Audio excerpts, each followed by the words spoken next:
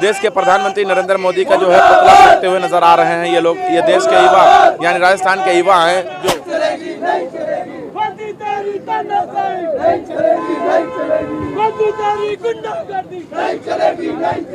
अभी छापेमारी क्यों हो रही है? गोविंद सिंह जी डोटासरा जैसे नेक, निर्भय व ईमानदार आदमी पर जो भाजपा सरकार है ईडी की आड़ में ये जो गंदगी कर रही है ना, ये युवा सहन नहीं करेगा। नरेंद्र मोदी प्रेस कॉन्फ्रेंस करके ये बताया कि वहाँ पे हमें मिला क्या है, बिल्कुल 1 रुपया तक नहीं मिला है। अगर चाहते हैं माफी मांग लें, माफी मांगनी पड़ेगी और पूरा देश और पूरे राजस्थान की आवाम उनको देख। आप कह रहे हो कि प्रधानमंत्री का पुतला जला रहे हैं, हम प्रधानमंत्री का नहीं एक तानाशाह का पुतला जला रहे हैं जो लोकतंत्र की हत्या करना चाहता है इस देश के अंदर। तो आपको लग रहा है कि ईडी का मतलब है कि आपका नैया पार है? नहीं है पार है। और इनको बोलो और लाओ, जहाँ भी जो 200 विधानसभा है 200 पे लाओ। एक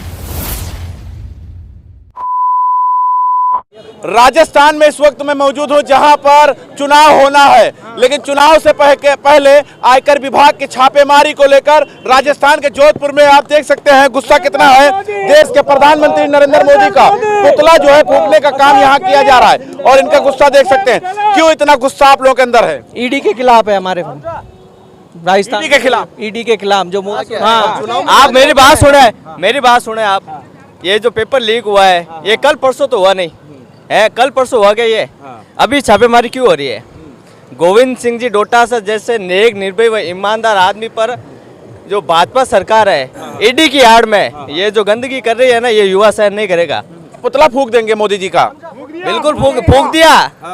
फूंक देंगे नहीं, फूंक दिया हमने तो। देश के प्रधानमंत्री हैं, देश के प्रधानमंत्री। अभी तो भारी विरोध प्रदर्शन होगा। अभी तो कुछ नहीं है, ये तो शुरुआत है।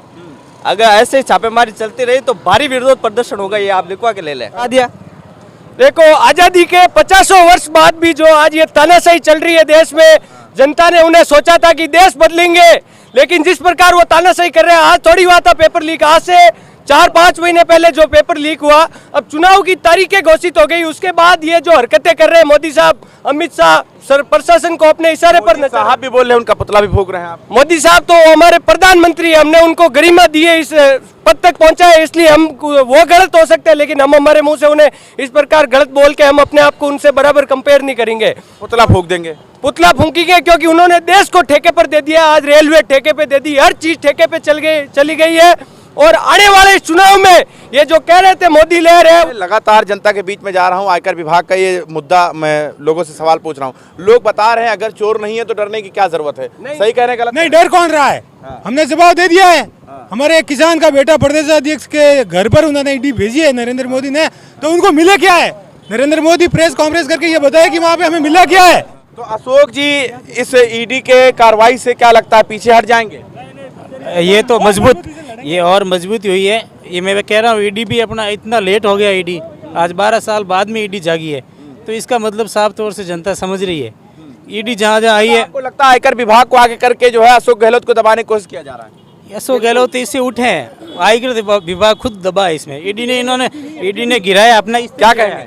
मैं ये कहना चाहता हूँ कि जिस प्रकार आज भारत के किसान विरोधी सरकार है और जो सैनिकों के साथ भारतीय नेवी के 8 जवानों को 8 महीने से 71 में बंधक बना के रखा था, भारतीय सरकार ने उनके खिलाफ कोई कार्रवाई नहीं की, बिना जानकारी के आज उनको फांसी दी गई है। ये बीजेपी की सरकार है, किसान विरोधी सरकार है, युवाओं के विरोधी सरकार है। आप लोग पुतला फूंक देंगे? ऐसे पुतला फूंक देंगे देश के प्रधानमंत्री का? ऐसे पुतला फूंक देंगे? प्रधानमंत्री देश के नहीं, अभी तो ये भारतीय जनता पार्टी के प्रधानमंत्री हैं, जो अभी प्रचार करने के लिए राजस्थान में 11वीं बार सभा कर ली इन्होंने।